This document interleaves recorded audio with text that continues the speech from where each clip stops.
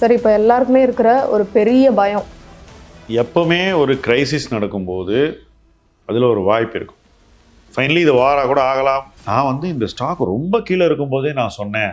நமக்கு தேவையான முதலீட்டு வாய்ப்புகளை அடையாளம் கண்டு அதில் மட்டும் இன்வெஸ்ட் பண்ணணும், அதை பயன்படுத்திக்கணும்.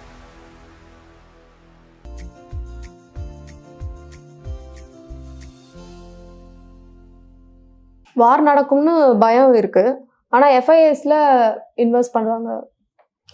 எஃப்ஐஐஸ் வந்து போன வருஷம் பூரா வித்துக்கிட்டே வந்தாங்க. வித்துட்டு பணத்தை யூஎஸ் எக்கானமி கொண்டு போனாங்க. அவங்களுடைய எதிர்பார்ப்பு என்னவா இருந்ததுன்னா, எமர்ஜிங் மார்க்கெட்ஸோட யூஎஸ் எக்கானமியில் வளர்ச்சி இன்னும் தெளிவாக தெரியுது, யூஎஸ் எக்கானமி இன்னும் நல்லா பண்ணும் அப்படின்னு பணத்தை அங்கே கொண்டு போனாங்க. பட் அந்த பணத்தை அங்கே கொண்டு போகும்போது ட்ரம்ப் அதிபராவார் அப்படின்ற ஒரு கணக்கை அவங்க போடலை. அவங்க நினைச்சாங்க ட்ரம்ப் வரமாட்டார்னு.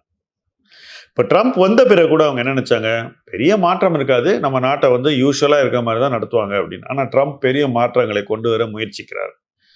இந்த மாற்றங்கள் வந்து முதலீட்டாளர்களுக்கு அதிகம் பிடிக்கல. அமெரிக்காலேயே நம்ம பணத்தை வச்சிருந்தா அது நல்லா இருக்குமா, வேற எங்கேயாவது நம்ம கொஞ்சம் பணத்தை போட வேண்டாமா அப்படின்ற ஒரு கேள்வி அவங்களுக்கு சமீப மாதங்களில் அதிகமாயிட்டு இருக்கு. இந்த கேள்விக்கான விடை தான் அவங்களுடைய பிஹேவியர். அவங்க என்ன பண்ணுறாங்க, கொஞ்சம் பணத்தை எடுத்து கோல்டில் போட்டாங்க, கொஞ்சம் பணத்தை எடுத்து இன்னைக்கு எமர்ஜிங் மார்க்கெட்ஸ் இந்தியா போன்ற நாடுகளில் முதலீடு பண்ணுறாங்க. இதனால் என்ன ஆகும், எஃப்ஐஐ இந்தியாவில் போடக்கூடிய பணம் அதிகரிக்கும். அது அதிகரிக்கும் போது என்ன ஆகுது, நம்ம மார்க்கெட்டில் இன்னும் ஸ்டெபிலிட்டி அதிகமாகும். ஏன்னா ஏற்கனவே டிஐஏ வாங்குறாங்க, இவங்களும் சேர்ந்து வாங்கினா மார்க்கெட் லேஸில் இறங்காது. ஸோ இந்த மார்க்கெட் வந்து எஃப்ஐஐஸ் வந்து ஒரு எதிர்மறையான ஒரு கருத்தை எடுத்திருக்கிற, ஒரு நிலைப்பாட்டை எடுத்திருக்கிற ஒரு சந்தை. ஸோ எல்லாரும் பயப்படும் போது அவங்க தைரியமாக வந்து வாங்குறாங்க. அப்படி வாங்கும்போது அவங்களுக்கு பங்குகள் எளிதில் கிடைத்து விடும். ஏன்னா விற்கிறவங்கலாம் கிடுக்கிடுன்னு விட்டுட்டு போயிடுவான். அவங்க விற்கும் போது இவங்க வாங்கணும்னு நினைக்கிறாங்க. ஸோ இன்னைக்கு எஃப்ஐஐ சென்டிமெண்ட் இந்தியாவுக்கு ஒரு பெரிய பலமாக இருக்கு. அண்டு இத்தனை நாள் அது நெகட்டிவாக இருந்ததுக்கு இப்போ சேர்த்து வச்சு சரியான நேரத்தில் எஃப்ஐஐ சென்டிமெண்ட் வந்து ஃபேவரபுளாக இருக்கு. இது தொடர்ந்தால், நீடித்தால் அதுவே மார்க்கெட்டுக்கு ஒரு பெரிய அரணாக இருக்கும். யார் விற்பாங்கன்ற கேள்வி வந்து. ஸோ அந்த வகையில் எஃப்ஐஐ வாங்குறது வந்து ரொம்ப நாள் காத்திருந்து இந்த வாய்ப்பை மிஸ் பண்ணக்கூடாதுன்னு அவங்க எடுத்துக்கிற முடிவின் வெளிப்பாடாகத்தான் நான் பார்க்குறேன். சார், கடந்த 2-3 வருஷமா கிடைச்ச ரிட்டர்ன் இந்த இயர்ல ஈக்விட்டியில் எதிர்பார்க்கலாமா? கடந்த 2-3 வருஷத்துல ரிட்டர்ன் ரொம்ப ஈஸியாக கிடைச்சிது நமக்கு. அதுவும் எங்கே கிடைச்சிது, ஸ்மால் கேப், மிட் கேப், இந்த மாதிரி டிஃபென்ஸ், பிஎஸ்யூ, இங்கெல்லாம் ஈஸியாக ரிட்டர்ன் கிடைச்சிது. ஸோ எங்கெல்லாம் ரிட்டர்ன் ரொம்ப ஈஸியாக கிடைக்குதோ சில ஆண்டுகளுக்கு, அதுக்கப்புறம் வரக்கூடிய ஆண்டுகளில் ரிட்டர்ன் குறைஞ்சிரும். சில நேரத்தில் நெகட்டிவ் ரிட்டர்ன் கூட வரும். ஏன்னா வருங்காலத்தில் கிடைக்க வேண்டிய ரிட்டர்ன் நிகழ்காலத்தில் நமக்கு கிடைச்சிருது. இப்போ வருங்காலத்தில் நாம் எதிர்பார்த்த நிகழ்வுகள் எல்லாம் ஒரு நிறுவனத்துக்கு நடந்தால் கூட மார்க்கெட் வந்து அதில் ரொம்ப எக்ஸைட் ஆகாது. அதான் ஏற்கனவே நமக்கு ரிட்டர்ன் கிடைச்சிருச்சே அப்படின்னு ஷேர் இறங்க கூட ஆரம்பிக்கலாம். ரைட்? ஸோ இப்போ நம்ம என்ன சினாரியோ பார்க்குறோம், ஏற்கனவே வருங்காலத்தில் வர வேண்டிய ரிட்டர்ன் நமக்கு வந்துருச்சு. அதனால தான் பிஇ ரேஷியோ ரொம்ப அதிகமாக இருந்தது சமீப நாட்கள் நிறைய கம்பெனியில். இப்போ ஏற்கனவே அந்த ரிட்டர்ன் வந்துருச்சுன்னா இப்போ நடக்கக்கூடிய நிகழ்வுகள் சந்தை மீது அழுத்தம் கொண்டு வந்து நமக்கு நிகழ்காலத்தில் நல்ல ரிட்டர்ன்ஸ் கொடுக்காது. எப்பவுமே market discounts the future well ahead of time. So economy எப்படி இருக்குன்றதை முன்னாடியே கணிச்சு மார்க்கெட் வந்து மேலே போயிடும்.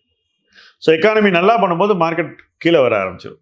அதே போல் எக்கானமி நல்லா பண்ணாதுன்னு சொல்லி மார்க்கெட் ரொம்ப கீழே போயிடும். அதுக்கப்புறம் பேட் நியூஸ் வரும்போது ஒன்றொன்னா அந்த பேட் நியூஸுக்கு மார்க்கெட் ரியாக்ட் பண்ணிவிட்டு அதுக்கப்புறம் எல்லா நியூஸும் வந்து முடிஞ்ச பிறகு மார்க்கெட் ஏற ஆரம்பிச்சிடும். ஸோ இந்த காலகட்டம் மார்க்கெட் ஏறுவதற்கான சாத்தியமான ஒரு சூழல் அல்லது சாதகமான ஒரு சூழல் அப்படின்னு கேட்டிங்கன்னா அது வந்து என்டையர்லி எஃப்ஐஐ ஃப்ளோஸை டிபெண்ட் பண்ணியிருக்கு. இப்போ இன்னைக்கு ஃப்ளோஸ் பாசிட்டிவாக இருக்குது. சப்போஸ் 5 இயர்ஸில் இது கண்ணா பின்னான்னு அதிகமாச்சுன்னா தொடர்ந்து, அப்போ வந்து அது ஒரு பெரிய லாங் ஹிஸ்டாரிக் புல் மார்க்கெட்டாக மாறிடும். தற்சமயம் அப்படி ஆகும் என்பதற்கு எந்த அறிகுறியும் இல்லை. அதை வந்து தெளிவாக சொல்கிறேன். பட் அந்த அறிகுறி வரும்போது நம்ம அதை வந்து டக்குன்னு பிடிச்சிக்கணும். சார், இந்த மார்க்கெட்டில் என்எஸ்சி மாதிரி பிரைவேட் ஷேரை வாங்கலாமா? ஒரு ப்ரைவேட் ஷேர் நீங்கள் வாங்கும்போது நீங்கள் என்ன எதிர்பார்க்குறீங்க, ஐபிஓ வரும்னு எதிர்பார்க்குறீங்க. ஸோ நீங்கள் வந்து கம்மியான விலையை வாங்கிட்டு ஐபிஓவில் வந்து அதிக விலைக்கு விற்கணுங்கிறது உங்கள் நோக்கம். இன்றைக்கி ஐபிஓக்கு முன்னாடி வாங்கக்கூடிய ப்ரைவேட் ஷேர்ஸ்க்கெல்லாம் செபி ஒரு புதிய சட்டம் போட்டிருக்காங்க. அது என்னென்னா ஐபிஓ வரும்போது ஐபிஓ டேட்லேருந்து 1 வருஷத்துக்கு இந்த பங்குகளை விற்கக்கூடாது. ஸோ ஏற்கனவே இருக்கிறவங்க எல்லா ஷேரையும் லாக் பண்ணிடுவாங்க. அப்படி லாக் பண்ணிட்டாங்கன்னா உங்களுக்கு தேவையான நேரத்தில் லிக்விடிட்டி கிடைக்காது. ஸோ என்எஸ்சிக்கு முன்னாடி எந்த ஸ்டாக்கை எல்லாரும் ப்ரைவேட் பிளேஸ்மெண்ட்டில் வாங்கிட்டாங்கன்னு பாருங்கள். ஸ்விக்கியை வாங்கினாங்க.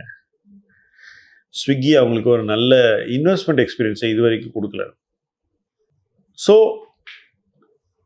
என்ன விலை கொடுத்து வாங்குறோங்கிறது ரொம்ப ரொம்ப முக்கியம். யூ கேன் நெவர் ஓவர் பே. மார்க்கெட்டில் இன்றைக்கி ப்ரைவேட் ஸ்டாக்ஸில் எல்லாருமே ஓவர் பே பண்ணுறாங்க. இது ஏன் பண்ணுறாங்கன்னா, நாளைக்கு ஐபிஓ வந்தால் இதை விட அதிகமாக மக்கள் ஓவர் பே பண்ணுவாங்கன்ற எதிர்பார்ப்பில். ஸோ நாம் என்ன நினைக்கிறோம், தேர் ஆர் அதர்ஸ், மற்றவங்க இருக்காங்க, they are more foolish than us, நம்மையோட ஏமாளிகள் அப்படின்னு நினைக்கிறோம்.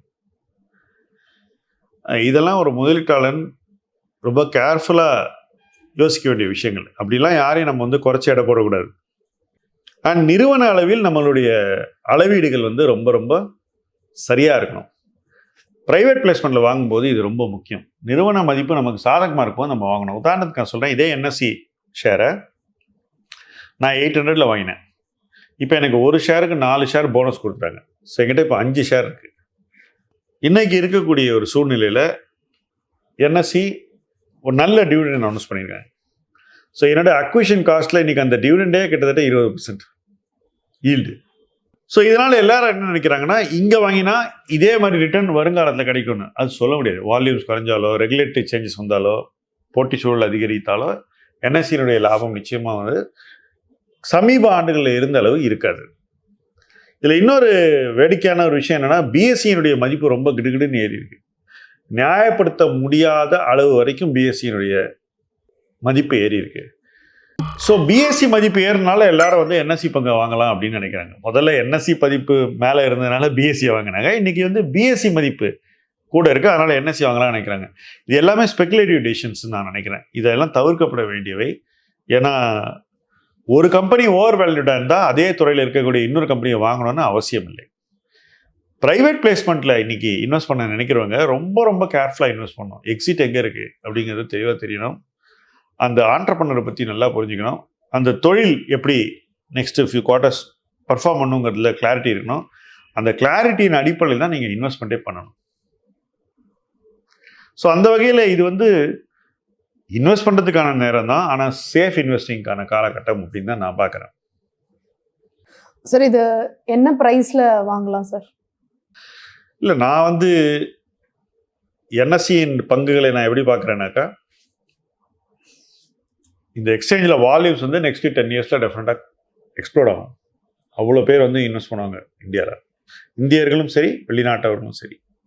So growth is a given. அதனால் மார்க்கெட் ஒரு ஸ்லைட்லி ஹையர் வேல்யூவேஷனை கொடுக்க வாய்ப்பு இருக்குது. ஆனால் எது ரொம்ப முக்கியம்னா, நாம் மார்க்கெட் என்ன சொல்லுதுங்கிறத கேட்காம நம்மளுடைய மைண்டும் மனசாட்சியும் என்ன சொல்லுதுங்கிறத பார்க்கணும். So if we get the clarity, then you can buy NSC. At the moment I don't get the clarity. என்னை பொறுத்த வரைக்கும் ஐபிஓ வருமானது தெரியாது, எனக்கு என்ன எக்ஸிட் இருக்குன்றது தெரியாது. அதனால் அதை நான் ரொம்ப சீரியஸாக எடுத்துக்க மாட்டேன். அந்த பங்கை அப்படியே விட்டுட்டு மற்ற விஷயங்களை பார்ப்போம். இது மாதிரி கொஸ்டின்ஸ் உங்களுக்கும் நிறைய பேருக்கு தோணும்னு நினைக்கிறேன். ஸோ கமெண்ட்ஸில் உங்களோட கொஸ்டினை ஷேர் பண்ணுங்கள். கண்டிப்பாக சார் அடுத்த வீடியோவில் அதுக்கான பதிலை சொல்லுவார். தேங்க்யூ.